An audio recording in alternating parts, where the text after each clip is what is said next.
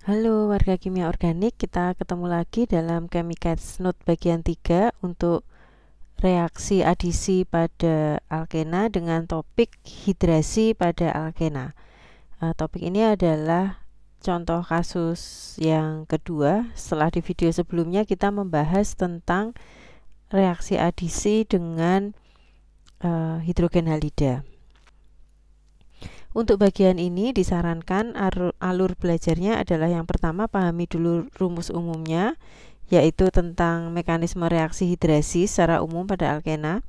Kemudian yang kedua kita coba terapkan aturan Markovnikov untuk reaksi ini. Lalu yang ketiga ini kita nanti akan lihat kasus khusus yang bisa terjadi gitu ya, dan bisa menyebabkan produk dari reaksi itu menyalahi aturan pada mekanisme umumnya. Kemudian yang terakhir kita akan lihat beberapa mekanisme alternatif untuk menghasilkan produk jika diinginkan produk-produk tertentu. Referensi untuk bagian ini masih di chapter 8 Solomon. Sekarang kita lihat dulu yang pertama adalah rumus umum untuk reaksi adisi, maaf ini salah ya, reaksi adisi untuk reaksi hidrasi pada alkena. Ya. Yang pertama ini kita lihat pada bagian yang paling atas ya. Ini adalah bentuk umumnya. Sama sebetulnya dengan yang kemarin sudah kalian lihat pada kasus hidrogen halida, cuman sekarang bedanya reaktannya adalah H2O atau air, sehingga reaksinya disebut hidrasi. Karena air ini tidak cukup kuat untuk dia melepaskan proton, maka perlu ada asam sebagai katalisator. Nah, nanti yang akan terjadi adalah air ini dia akan masuk ke dalam ikatan rangkap, 1H berikatan pada 1C dan C yang satunya akan mengikat OH. Mekanismenya juga melewati karbokation, jadi di step, cuman bedanya sekarang untuk pembentukan karbokationnya dia menggunakan katalisator asam. Jadi tidak bisa hanya air sendiri ya, ini memerlukan katalisator asam. Gunanya adalah untuk membentuk karbokation di sini. Nah, nanti ini di step pertama ya, pembentukan karbokation. Lalu nanti setelah terbentuk karbokation, baru di step kedua akan karbokation tersebut akan bereaksi dengan nukleofil berupa air di sini. Nah, kemudian airnya masuk dan di step ketiga ini karena belum balance gitu ya yang di produk antara ini. Nah, kemudian salah satu H ini harus keluar supaya tidak ada muatan di sini ya.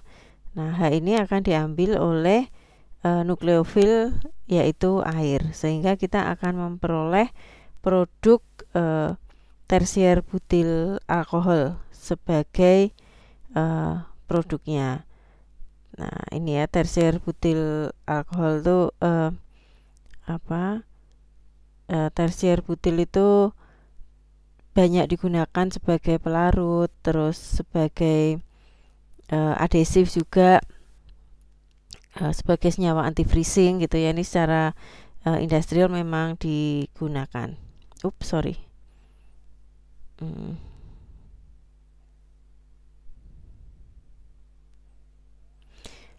Bagian selanjutnya mari kita lihat untuk aturan Markovnikov.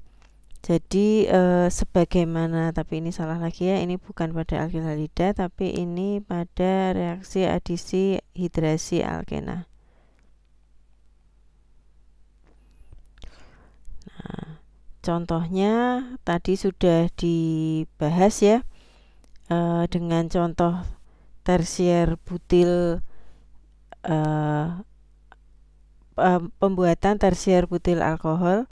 Ini sekarang bisa kita lihat salah satu contoh ya untuk menekankan berlakunya aturan Markovnikov di sini. Misalnya tadi sudah pakai 2 metil propena ini ya seperti yang ada di contoh ini. Ini adalah 2 metil propena.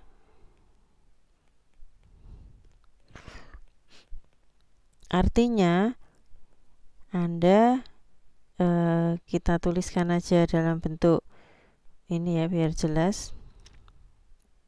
Ini CH2, di sini CH3. Berarti kemungkinan karbokationnya apa? Kemungkinan karbokation sebetulnya kan nggak cuman satu seperti yang dituliskan di dalam mekanisme ini ya. Kemungkinan karbokation itu berarti kan bisa jadi di C tersier ini atau di C primer, ya kan?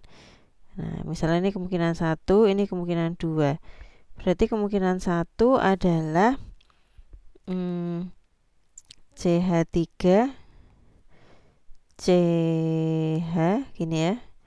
Terus ini CH2, tapi di sini ada positif. Nah, kemungkinan yang kedua adalah CH3 ini tetap gini. Di sebelah kanan jadi CH3, lalu di sini CH3. Positifnya di sini. Ini adalah karbokation primer yang pertama tadi. Yang kedua adalah karbokation yang tersier. Nah, ini sudah maksimal ya stabilitasnya, sehingga yang ini dia tidak dominan, bisa diabaikan gitu ya. Sementara yang di bawah ini adalah yang dominan. Sehingga di dalam contoh mekanisme reaksi tadi, hasilnya itu yang dominan ini ya. Ini diperoleh dari karbokation tersier. Mana karbokation tersier yang ini? Nah, yang perlu Anda ingat adalah pada hidrasi, reaksi ini tidak bisa berjalan semata-mata kalau Anda hanya mempertemukan air dan alkena. Jadi di sini ini Anda perlu katalisator asam.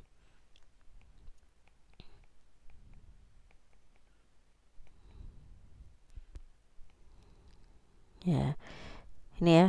Sehingga bedanya dengan yang pembicaraan kita tadi tentang pada video sebelumnya ya tentang hidrogen halida, tidak perlu katalisator asam kalau itu ya, karena protonnya bisa memisah dengan relatif mudah. Nah, kalau pada hidrasi proton tuh nggak bisa memisah sedemikian mudah ya. Jadi Bronsted-Lowry acidnya, asam Bronsted-Lowry-nya itu nggak bisa memisah sedemikian mudah dari molekul H2O, sehingga Anda perlu asam untuk pembentukan karbokation. Ini bedanya dengan yang sebelumnya. Nah, ini ada fenomena menarik yang terjadi di dalam reaksi adisi, yaitu kemungkinan terjadinya rearrangement. Ini kita dengan kasus pada hidrasi alkena ya. Nah, sekarang coba kita tinjau reaksi berikut ini. Ini reaktannya adalah 3,3 dimetil 1 butena, benar ya? Anda akan melakukan reaksi hidrasi dengan katalisator asam. Nah, berarti ini dia akan mengikuti mekanisme seperti yang barusan kita bahas. Kalau seandainya dia mengikuti mekanisme itu, coba kita sekarang penjabaran mekanisme ya.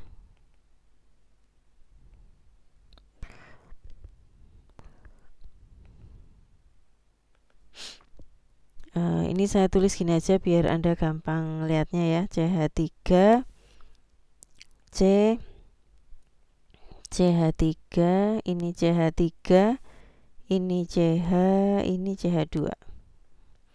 Ini adalah 33 dimetil 1 buten ya. Sekarang kalau kita mengikuti Markovnikov, jadi ini seandainya reaksi ini normal, jadi ini misalnya sesuai Markovnikov. Nanti Anda akan lihat kenapa saya menuliskan kata seandainya. Oke, kalau mengikuti Markovnikov ini kan ada dua kemungkinan posisi karbokation ya. Ini kemungkinan 1, ini kemungkinan 2. Nah, sekarang Anda pasti sudah hafal ya, kemungkinan yang akan dominan adalah di kemungkinan 1. Karena ini dia adalah atom C sekunder yang dia akan lebih stabil daripada atom C primer pada posisi 2, ya kan? Jadi kalau ini sesuai dengan Markovnikov, maka Anda akan dapatkan kayak gini. Gini. Terus ini dia jadi karbokation gini toh. Nah, ini adalah karbokation yang sekunder, lebih stabil daripada kalau karbokationnya di posisi C1-nya. Berarti nanti OH itu akan masuk di sini, ya kan? Ini akan masuk ke sini. Sehingga singkat cerita nanti Anda akan dapatkan CH3, CH3, CH3, CHOH, CH3. Nah, atau 22 dimetil 33 dimetil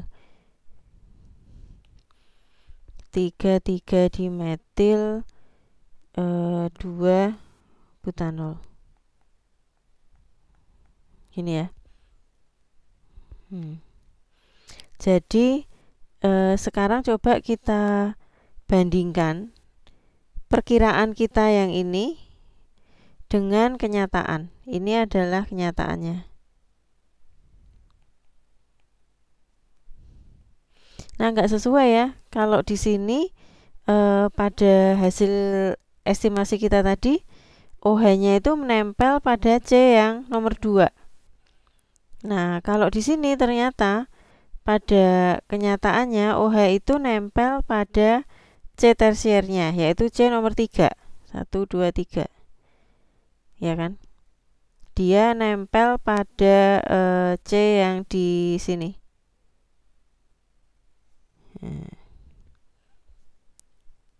Nah, ini berbeda kok jadi nggak sesuai sama Markovnikov. Apa yang terjadi?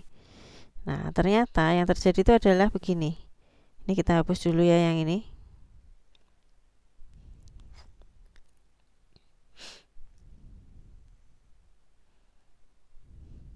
Ya.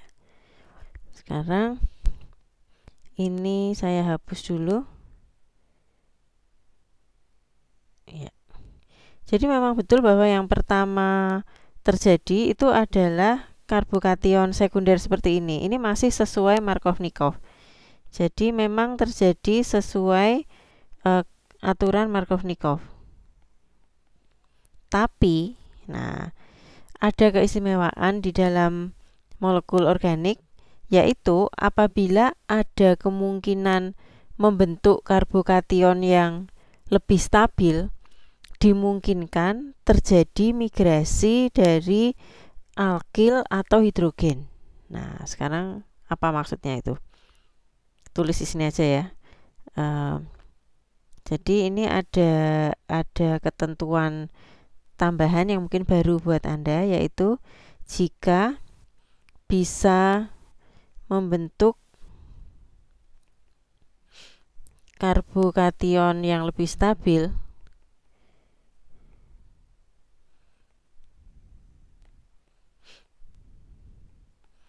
maka molekul bisa melakukan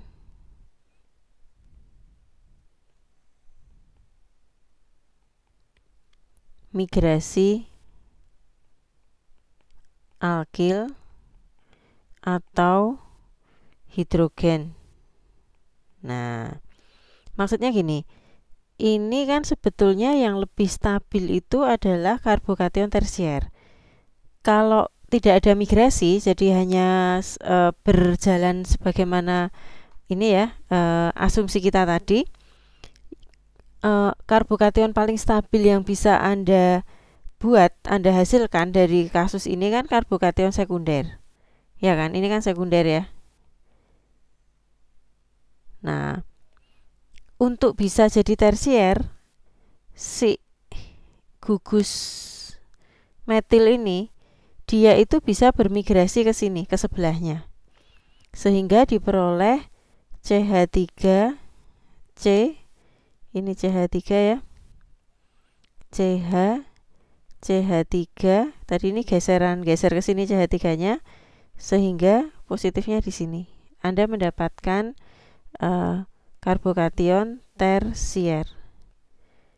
Nah, jadi kemudian akhirnya HOH ini dia akan masuknya di sini, sehingga Anda akan mendapatkan hasil CH3 CH3, ini di sini OH, ini CH3, CH3. Ini exactly sama seperti apa yang tertulis di sini. Nah, ini hal yang baru ya, migrasi alkil semacam ini, karena yang berpindah adalah gugus metil, maka ini kita sebut sebagai methanide shift. Nah, ini istilah baru ya. Kalau yang berpindah, mungkin di suatu saat Anda ketemu kasus yang berpindah adalah hidrogennya, ini akan kita sebut sebagai hydride shift. Jadi ingat ya, syarat untuk terjadinya perpindahan itu hanya atom hidrogen atau gugus alkil yang kecil ya, metil misalnya, ini dia bisa bergeser hanya jika pergeseran itu menyebabkan karbokation yang lebih stabil. Dan yang kedua, gesernya juga nggak bisa seenaknya sendiri terlalu jauh ya, ini hanya sebelahan aja gitu, karena ini sebetulnya tidak sesederhana ini, tapi dia membentuk semacam jembatan dulu kan, nggak mungkin kalau jauh sekali ya harus lompat berapa C gitu tuh tidak akan terjadi. Tapi kalau hanya sebelahan kayak gini, nah ini mungkin terjadi. Nah, cerita lebih lengkap tentang methanide shift dan hydride shift ini bisa Anda lihat di chapter 7. Saya lupa bagian berapa ya di Solomon, mungkin 7-8 kalau nggak salah di Solomon. Nanti Anda coba cek dengan keywords methanide shift dan hydride shift.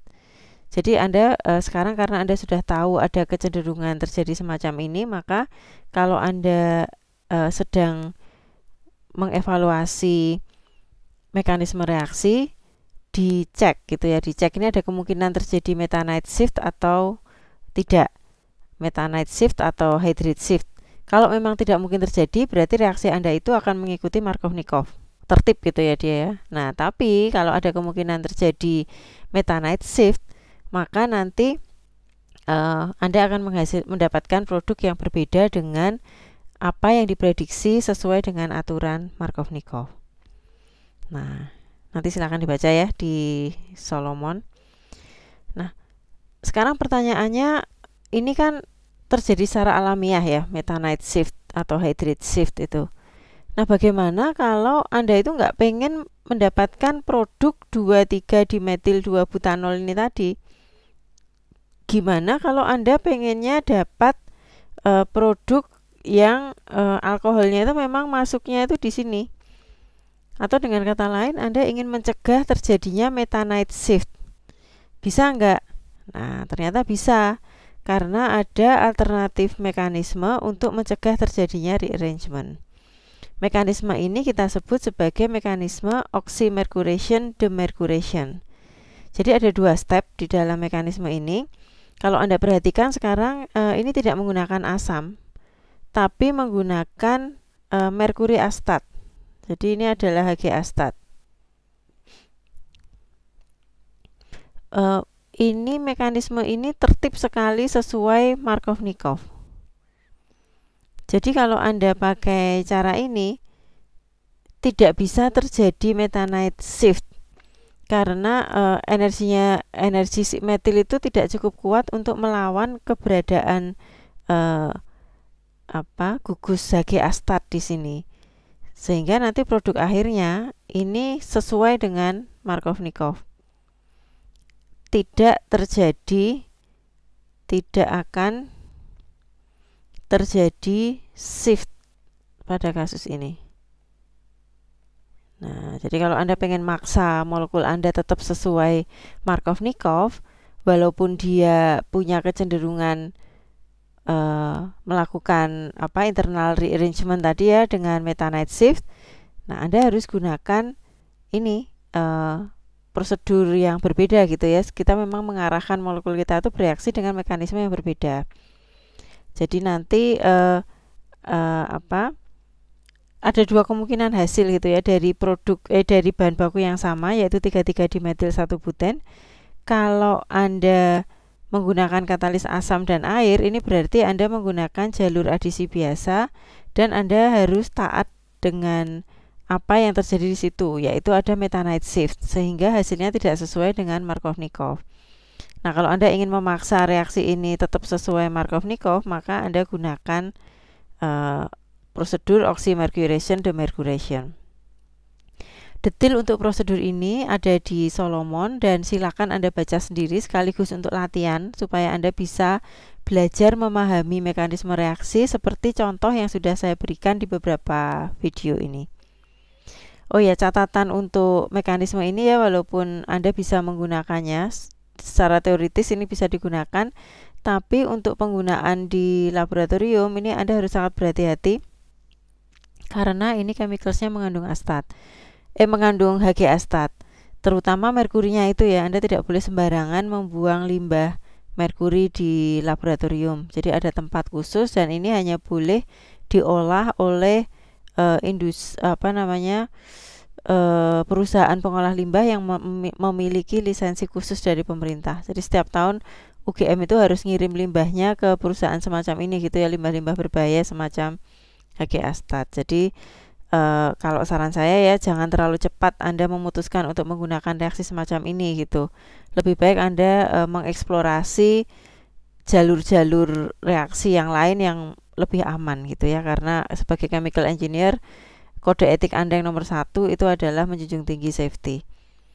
Baik, ini mekanisme oxymercuration. Lalu alternatif yang kedua, ini justru kalau Anda ingin melawan hukum Markovnikov.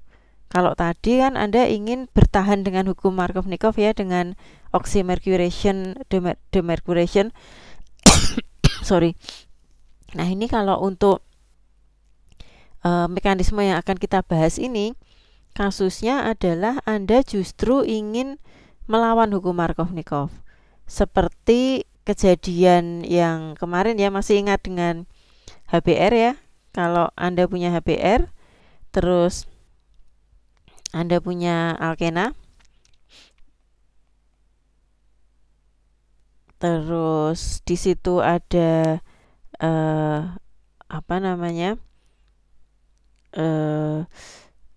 istilahnya ini organic peroxide.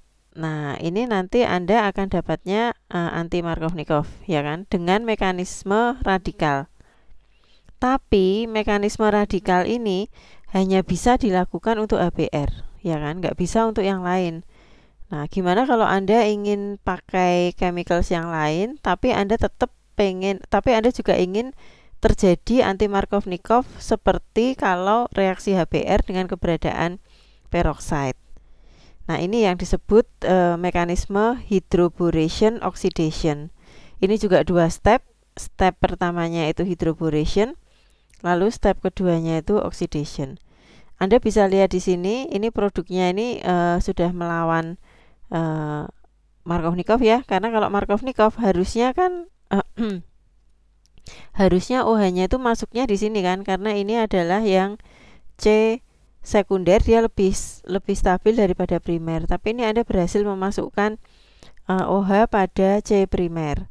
Nah, tentunya ini memang menggunakan mekanisme yang berbeda.